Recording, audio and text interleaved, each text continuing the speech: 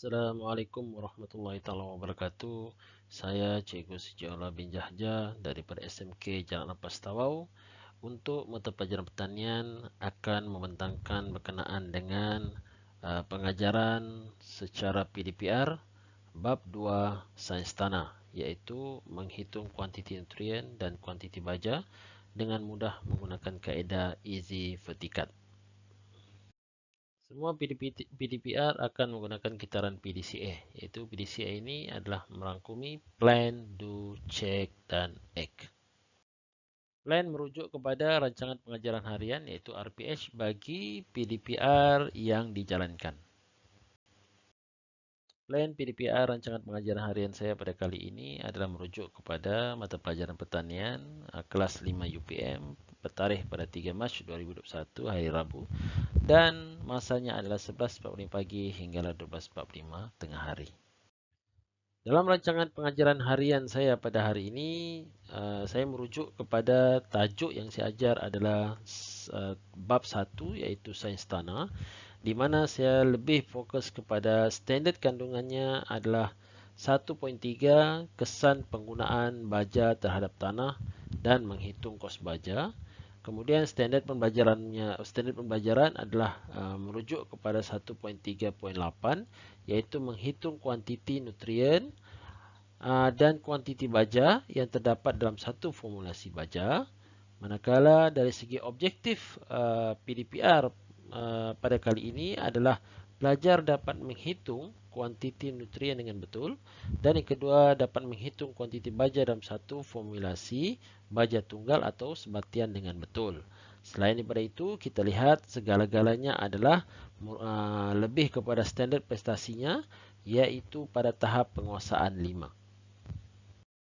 Masih dalam kitaran plan, kita merujuk kepada aktiviti pembelajaran di bawah rancangan pengajaran harian saya ialah yang pertama, pelajar perlu mengisi kehadiran pelajar. Yang pertama, pelajar perlu mengisi kehadiran kelas pembelajaran. Yang kedua, guru akan mengajar secara Google Meet, di mana cikgu akan memberikan link Google Meet tersebut. Dan dari segi induksinya, guru akan bertanya apakah kesan kewangan kepada peladang jika membaja tanpa mengira kuantiti baja yang digunakan dan kuantiti nutrien yang terkandung dalam baja. Selain daripada itu, guru akan menerangkan pembelajaran lepas, iaitu jenis-jenis baja, kandungan nutrien makro dalam setiap baja, dan grade-grade baja, terutamanya pada grade baja lurus dan baja sebatian. Kemudian, guru meminta pelajar mengeluarkan kad pengiraan baja, iaitu easy vertikat yang telah diberikan kepada pelajar 2 hari sebelum PDPR, seperti mana di sebelah ni, gambar sebelah ni. Lepas itu, guru memaparkan 2 contoh soalan, dan guru akan mengajar dan menunjuk cara menggunakan easy vertikat untuk menyelesaikan 2 soalan tersebut. Masih dalam kitaran plan, aktiviti pembelajaran saya untuk RPH pada kali ini, nombor 3, ialah guru dan pelajar akan membuat perbincangan awal dan soal jawab. Manakala yang keempat, guru akan memberikan latihan dengan cara memaparkan soalan latihan di skrin komputer dan menghantar soalan latihan melalui Telegram. Kemudian yang kelima, pelajar diberi masa selama 15 minit untuk menyelesaikan soalan latihan tersebut. Dan nombor 6, guru dan pelajar bersama-sama menyemak kertas jawapan. Dan selepas latihan itu disemak, pelajar pun telah menandakan latihan tersebut, maka pelajar perlu menunjukkan latihan semasa GM. Ya, pelajar perlu menunjukkan latihan diorang semasa GM itu.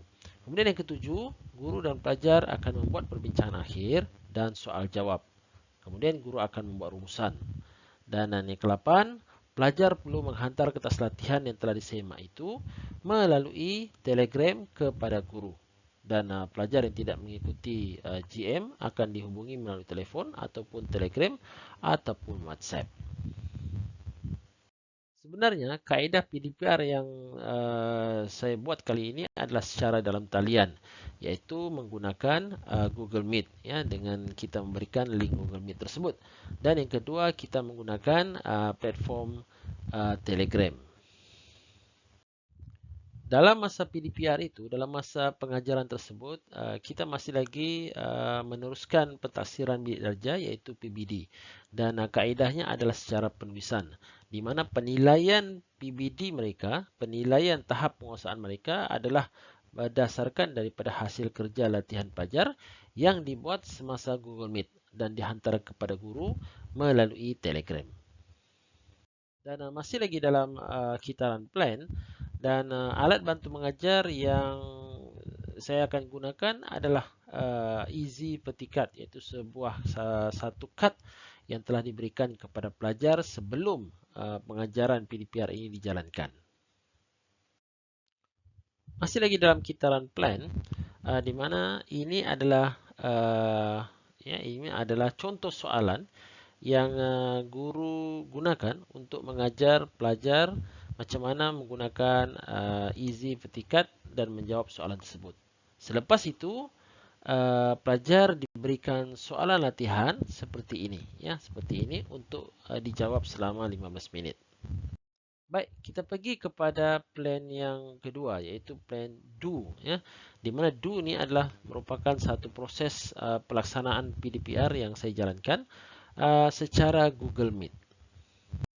Dalam kitaran ini, guru akan menghantar link Google Meet kepada setiap pelajar, dan PDPR akan berjalan seperti biasa, ya, menggunakan secara online menggunakan Google Meet. Dan ini adalah merupakan beberapa orang pelajar yang kita yang respon untuk guru menjalankan aktiviti pembelajaran secara PDPR, ya, menggunakan menggunakan Easy Petikat untuk mengira nutrien dan juga mengira baja secara Google Meet. Guru akan mengajar pelajar cara menggunakan alat bantu mengajar iaitu Easy Petikat, di mana guru akan memberikan kad ini secara dengan memaparkan di dalam Google Meet, dan guru akan mengajar cara macam mana menggunakan kad ini untuk menyelesaikan masalah dan menyelesaikan soalan yang telah dikemukakan, ya, kepada pelajar sebelum ini. Ini adalah contoh yang diberikan kepada guru untuk dijawab di dalam Google Meet, di mana guru akan berbincang dan bersoal jawab, ya, sebelum pelajar diberikan soalan latihan. Ini adalah soalan latihan yang diberikan kepada pelajar selepas guru memberikan contoh-contoh soalan, ya, menggunakan kaedah Easy Petikat. Lepas itu guru akan memberikan soalan latihan inilah untuk pelajar itu menjawab selama dalam lebih kurang 15 menit.